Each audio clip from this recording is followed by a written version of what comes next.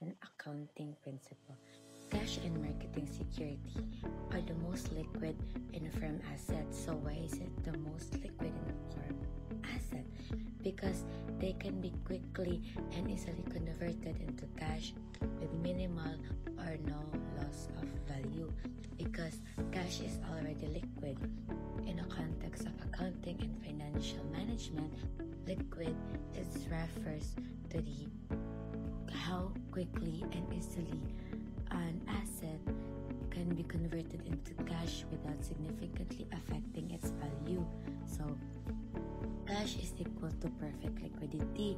Ano man, kay cash is a standard of liquidity, it is already in the most usable form of paying obligations like mga salaries, suppliers, taxes, and debt. So, marketable security are close to cash because it is a short-term investment that have high credit quality, low risk of default SIA, and are actively traded in public markets. So, marketing security is pwede na siya buy and sell, kanang palit ka o kanang palit ka, then ibaligya po nimo.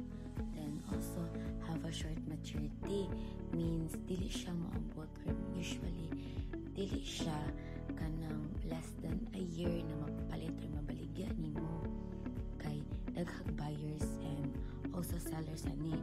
And because of this trade, they can be converted into cash quickly, day or two, kay daghan mag nagapalit ani nga then sold with minimal transaction cost or loss of value. So if mag-buy and sell ka ani, dili good siya kanang ang transaction niya kay pag mabaligyan nimo siya, dili makuha ng value o dili pud siya kanang madungagan. Sakto jud siya. Reasons for holding.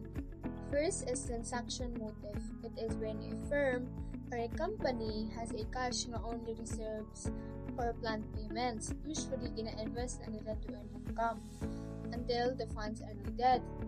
And anytime if the company needs the funds, they can easily sell the securities and convert it into cash.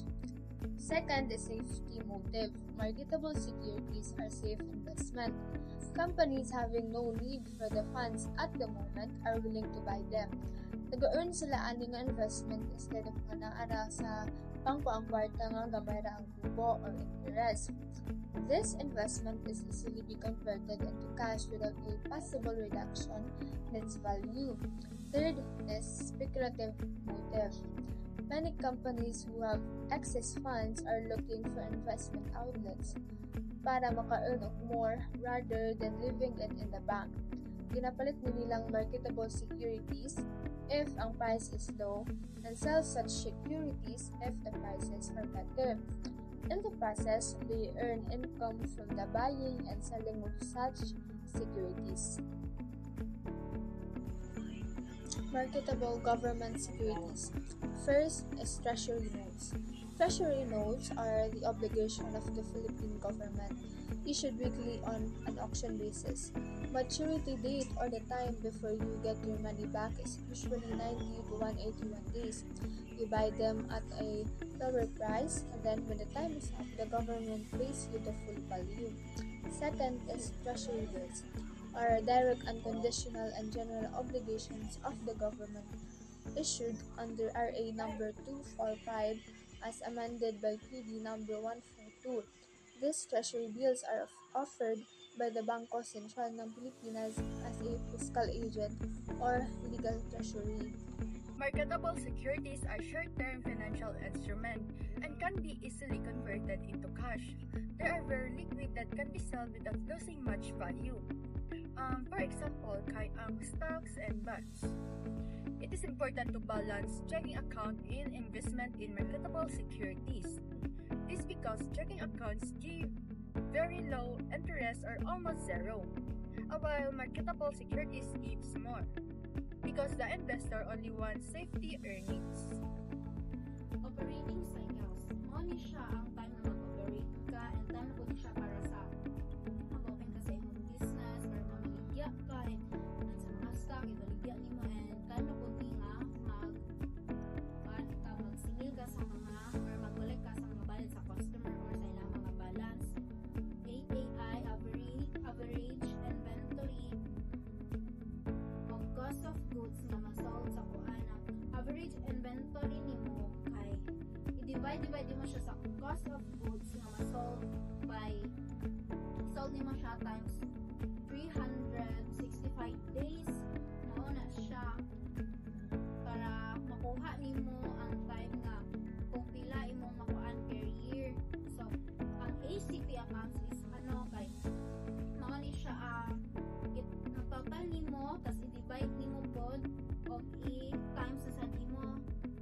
Tapos so kung ma-times nimo kay kung pila ang mogawas dito mo to siya ang days nga mag-collect ka sa bayad or sa credit nga nakuan sa customer.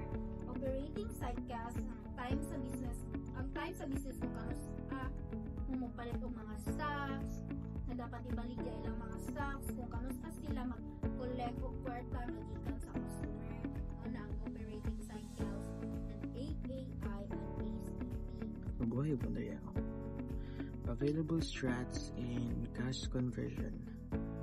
Number 1 is accounts receivable should be collected as soon as possible, taken into consideration. It means that dapat i-collect dayon ang payment sa customers as quickly as possible para ma-improve ang cash flow. And next is delay payments of accounts payable.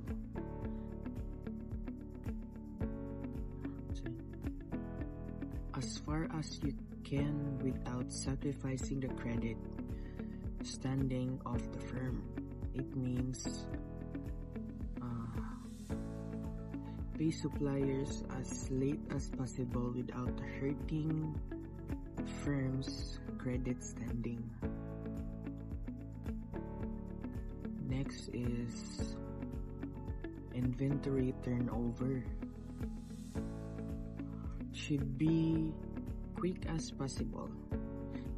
It has to be ensured, however, that depletion of stocks is avoided, which may result in loss of sales stock or stock out costs. It means sell and restock inventory fast to avoid tying up cash but prevent stock outs. And lastly is combination of strategies. It means use 2 or more strategies together carefully to keep balance and protect credit ratings. Mabuhay ug Madayaw, I am Charlene J. Halas. So today I will discuss the kinds of float. There are 5 kinds of float: the collection float, disbursement float, mail float, processing float, and clearing float. So first, the collection float. So collection float is the time it takes for a check to actually be collected by the person who gets the check after it's written.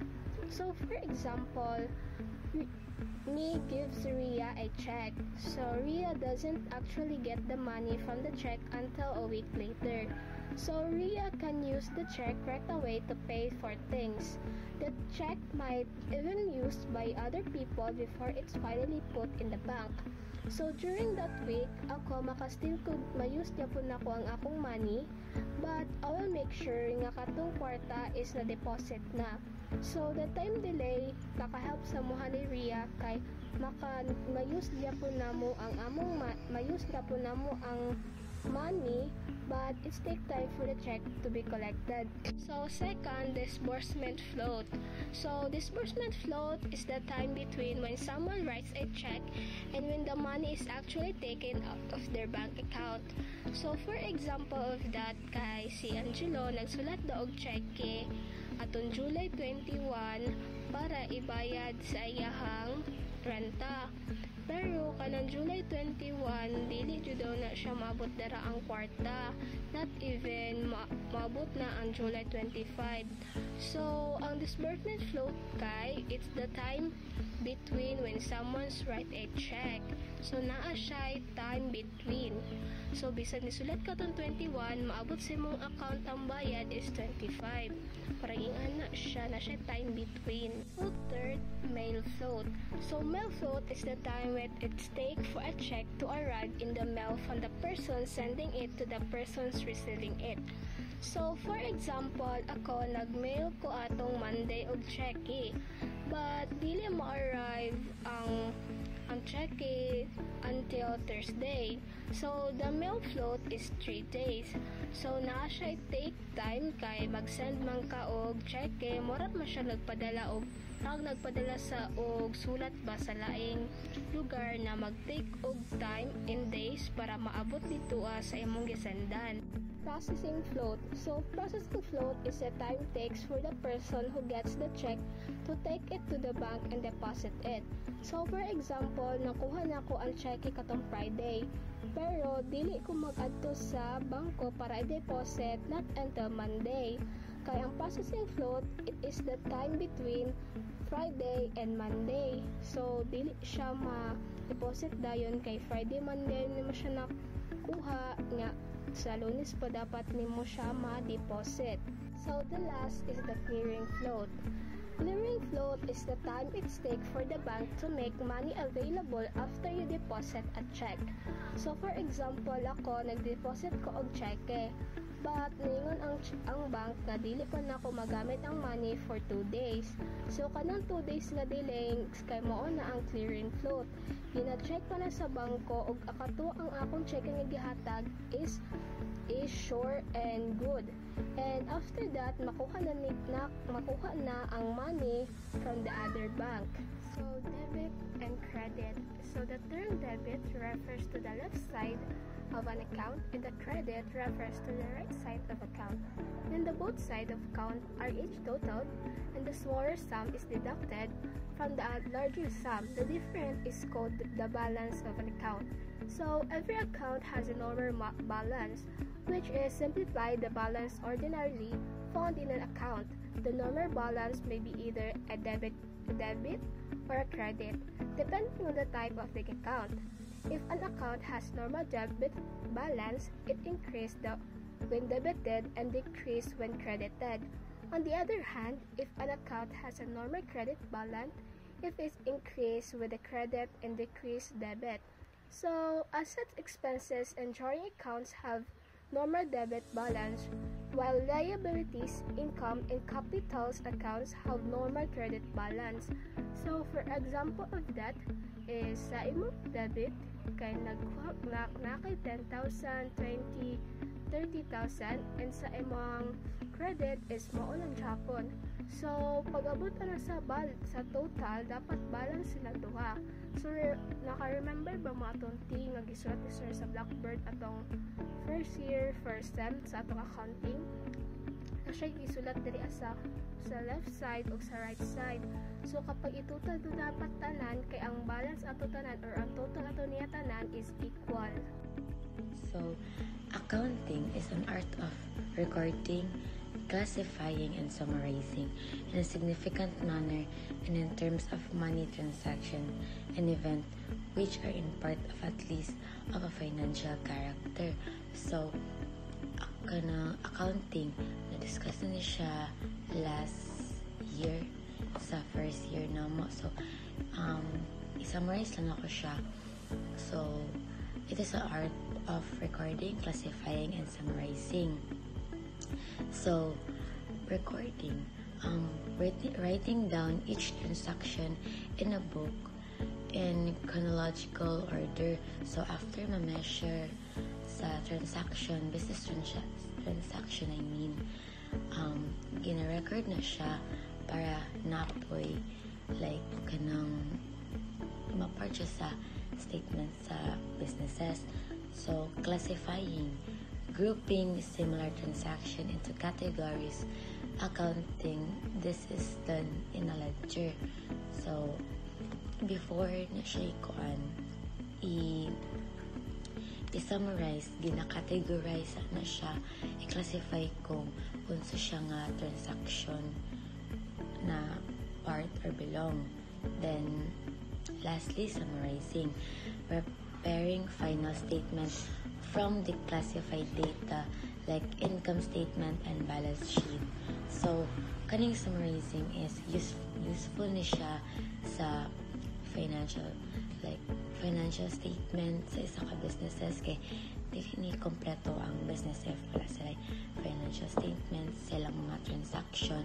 Ito na nakasummarize tanan nila activities in the transaction like income statement, balance sheet. Types of businesses operation. The activity needed to earn profit depends on the type of operation that the owner wants to undertake. So there are at least 3 types of businesses.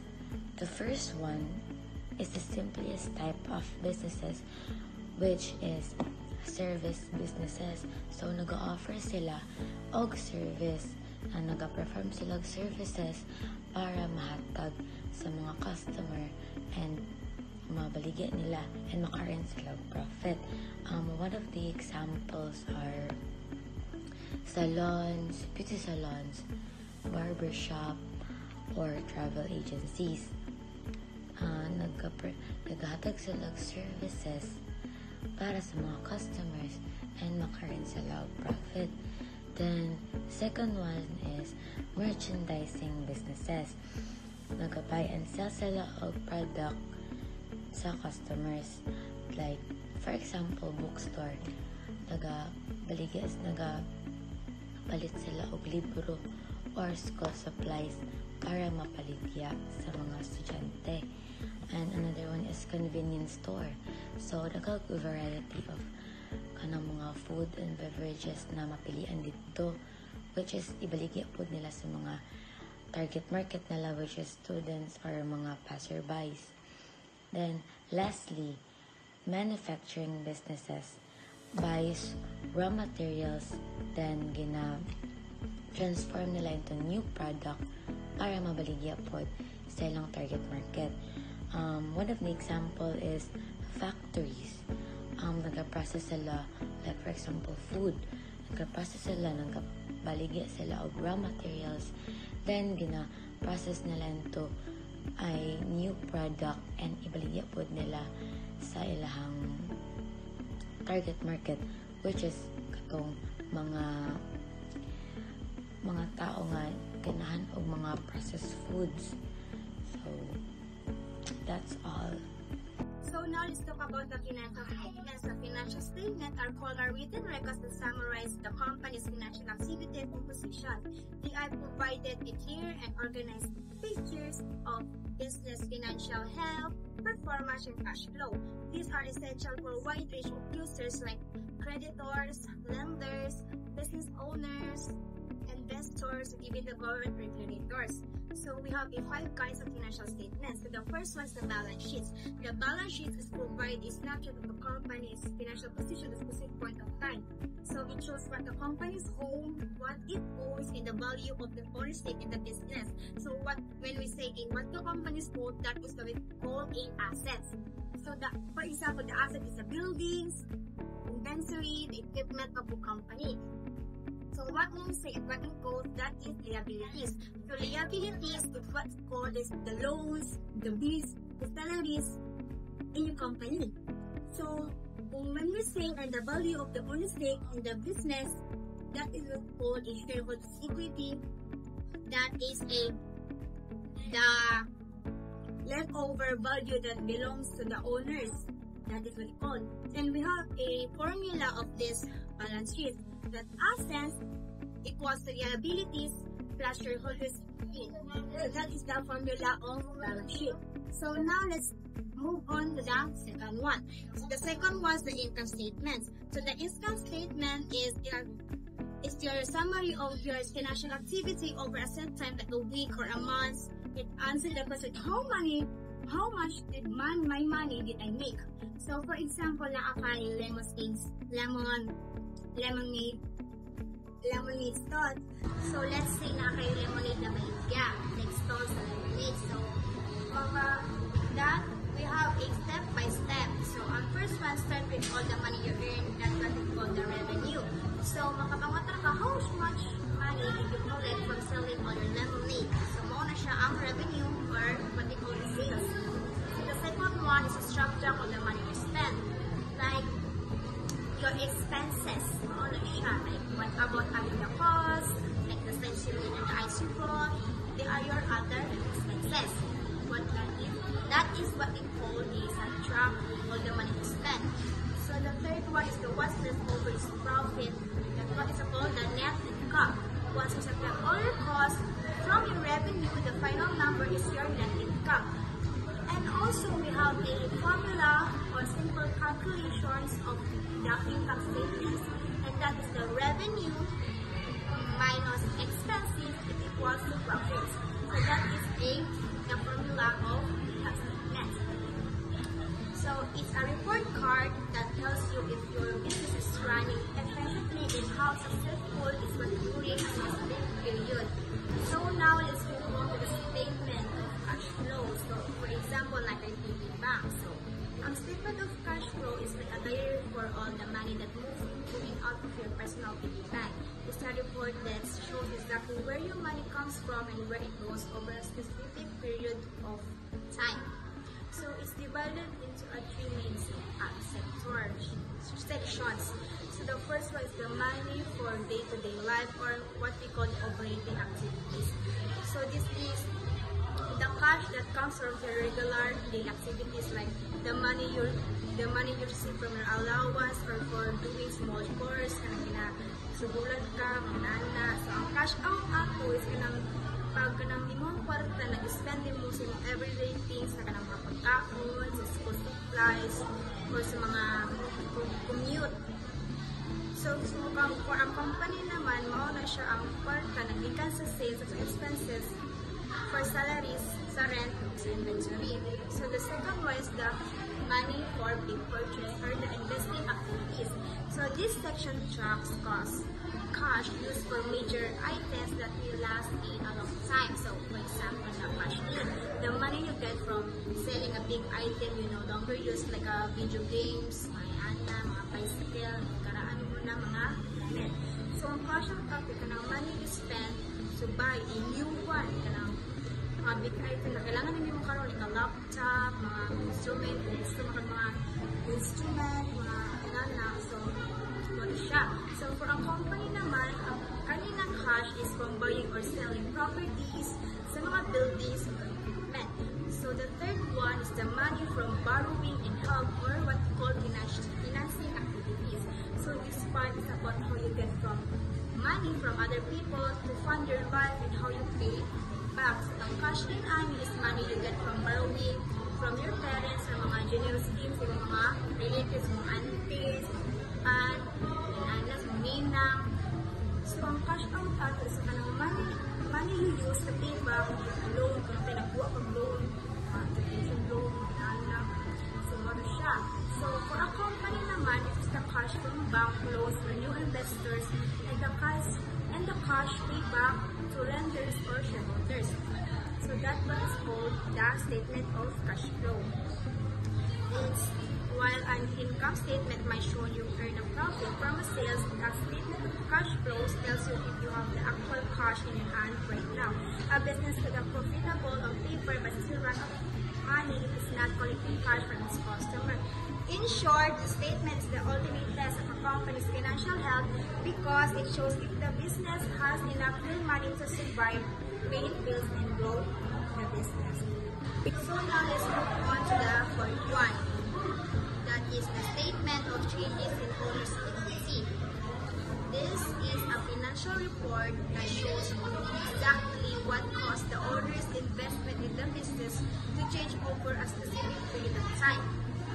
It's a bridge between the income statement and the balance sheets, because the income statement tells you if the company made a profit or loss.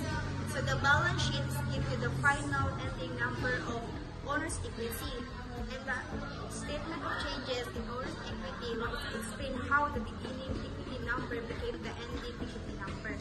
So now let's move on to the last ones. That is the notes to the financial statements. These are the blueprint, inspection reports, and the legal documents for the house or for the company. They are not the front page summary. They are the deeper, more detailed information that includes everything you see in those statements. So, these notes are the heart of financial transparency. They provide the complete and edited story of a company's financial health, which is essential for making smart investments and business decisions. You're not getting the full picture until you read the notes. So that is the notes of financial statements. The elements of financial statements. So, kani siya kay na-discuss na siya sa accounting, which is the assets, liability, equity, income, and expenses. Assets are resources that an entity owns as a result of past transaction or achievement. These are categorized as cash, equipment or inventories, building, land, or etc. So, ang ikaduha kay liabilities. Liabilities are the obligation of the entity to pay this result and outflow of the entity's assets. So, next is the equity. Equity is what's left in the owner after the entity pays all obligation. Next is income. Income are the result of the entity transaction. They sell goods or services, and the exchange of it is income. Next is the expense. Expense are the deduction of the assets of entity due to the increasing of liabilities. This could affect the asset of the entity. Real accounts, mao ni siya ang magamit nga sunod tuig. Like example, equipment, money, na magamit siya by next year. Ang real accounts is na siya mga classes like tangible accounts, example, trademarks, like name sa name or logo sa Nike. Di ba ang logo sa Nike is sikat man jud na siya, ginabayaran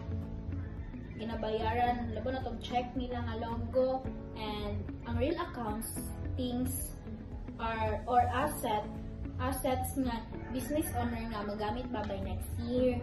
O na ang real account. Nominal accounts, mao ni ang nagasto or nagain mo by this year, kay para next year kay zero out na pa, and kuan para lahi na sa mo mabaryan. Kay example kanang nag-rent di ba, kay kanina ni year kay dapat mo ni mo mabaryan, dapat pagka next year or karon nga year wala na kay balance, i-zero out na nimo kay para by the next year lahi na sa imo mabaryan. Nominal accounts, every year dyan na sila Pacific period. Ang ilang mga Pacific period kay 1 year lang dyan na. Mo dyan ang Pacific period na dapat wala na sila balance, i-zero out na tanan. And dapat wala utang para by next year, lahi na po di mong bayaran, lahi na po di mong gastuhan, or para like sa negosyo, i-zero out yun na. Like, para pagka next year, lahi na sa na mabaryan, lahi na po di mong magastuhan. Mixed accounts. Mauni siya ang characteristics sa real accounts o nominal accounts. Example, sobra kag bayad sa rent, it means if next year ang imong mabayad sa rent kay mabawasan kay karon man nga year kay sobra man imong gibayad, so by the next year kay mabawasan na imong mabaryan kay nagbayad man ka karon nga year og sobra kay nasobra nimo nya by next year mao to mabawasan imong balance. Mabuhay o madayaw. GAAP or Generally Accepted Accounting Principles. is a common set of rules and standards that dedicate how U.S. companies must prepare their financial statements. Think of it as a playbook or accountant that ensures financial reports and consistent and accurate and transparent across different companies and time period. GAAP provide a standardized format. So when you compare the financial statements of two different companies, even in different industries, you know they are both playing the same role. This allows investors, creditors, and other stakeholders to make informed apples-to-apples comparison. Now, let's proceed to the 10 generally accepted principles. 10 generally accepted principles. Number 1 is entity concept. Entity concept means that a business is treated as separate from its owner and other businesses. Its financial records and transactions are kept distinct, so only the activities of that specific entity appear in its financial statement. Next is ongoing concern concept. This means that a business is assumed to continue operating in the foreseeable future, not planning to close or liquidate. Next is monetary principles. Means that only transactions that can be measured in money are recorded in the financial statement. Next is cost principle. Means that assets are recorded in the book based on their original purchase price, not on their current market value. Next is accounting period concept. This means that the life of a business is divided into specific time periods, like months or years, to prepare its financial statements. Next is accrual principles. Means that revenues and expenses are recorded when they earned or incurred when cash is received or paid. Next is matching principles. Means that expenses should be recorded in the same period as the revenues that they help generate to show the true profit of the product. Next is materiality concept. Means that only information significant enough to affect decisions should be included in the financial statements. Next is conservatism concept. Means that when there is certainly accountants should record expenses or lose immediately but only recognize revenues or to gains when they are certain. And lastly is consistency concept. Means that a business should use the same accounting methods and principles from one period to another, so financial statements are comparable So now let's move on to the 10-step accounting cycles. The first was journalizing. Journalizing is the act of keeping a detailed two-column financial diary, or a simple act of writing down the source with the destination of every single financial transaction in the foundation of accounting. So the next one is the posting. So if journalizing is like writing down every entry in your daily financial diary, posting is like taking all those individual entries and organizing them into the specific folders, or putting it in a separate organized folder. So now let's move on for the third one, that is the preparing the trial balance. So if journalizing is your diary and post is putting the information into organized folders, then preparing the trial balance is the financial check you do before showing your works and what. A trial balance is a list of every single account from your folders, the general ledgers, and their final balance. So now let's move on to the fourth one, that is the preparing a worksheet. So if the trial balance is your proof or a list of all your profit totals, then preparing a worksheet is like setting up a big spreadsheet on your desk to do all your final calculation. A worksheet is an informal internal tool that accountants use to help them prepare the financial statements. It is not an official report that the company sends out. It's just a workspace to get the numbers right. So the main goal of this is to organize all the data needed for the end of the accounting period, especially for making what are called adjusting entries. Think of it as your drafting board, when you can make changes and correct things before you write the final official financial reports. So the next one is the preparing the financial statements. So this is the most important step in the accounting cycle because it is the final output that tells the story of your business. These are the official reports that a company shares with the public, investors, and lenders. So this will be the moment you take your perfectly organized and corrected numbers from your drafting board and print them out as the finished, polished documents. So now let's move to the next one, that is the adjusting entries. So after you made your initial trial balance, you have a list of all your accounts totals, but before you can create the final reports, you need to do a final tidying up of your books. This is where adjusting entries come in.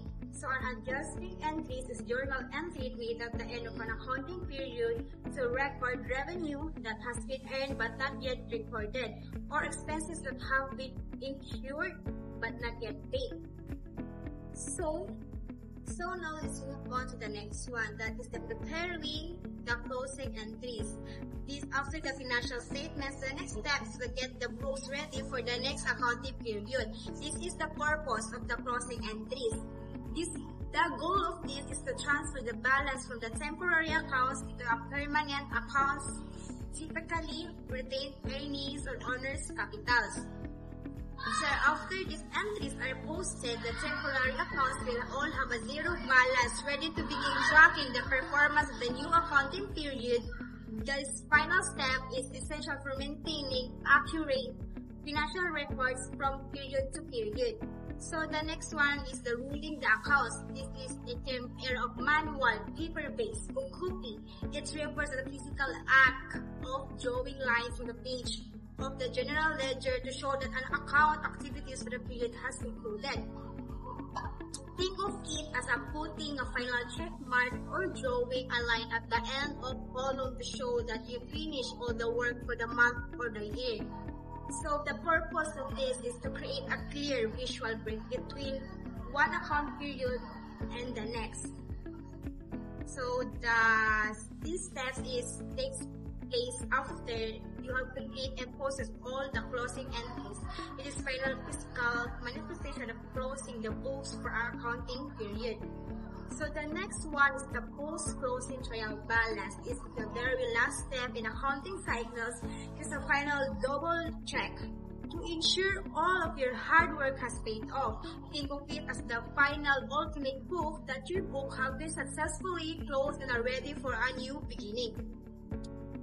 So So, if you prepare this final list and the total equal the total credits, you can be 100% confident that all the closing entries were posted correctly and that your books are in perfect order to begin the next accounting cycle.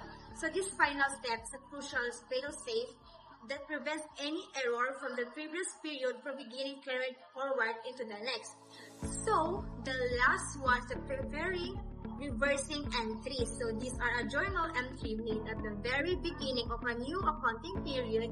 It is the net exact opposite of a specific type of adjusting entry that was made at the end of the previous period.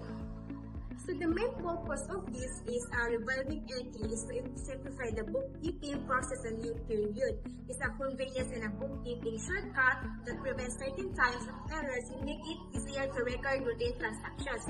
This step is typically used for adjusting entries that involve an accrual, meaning an expense was incurred or revenue was earned, but cash has not yet changed hands. So in short, reversing entry is an optional step used to clear the slates of certain end of period adjustments, making the day-to-day journal entries in the new period much simpler and more straightforward. So that will be all that discussing 10 steps of accounting cycles.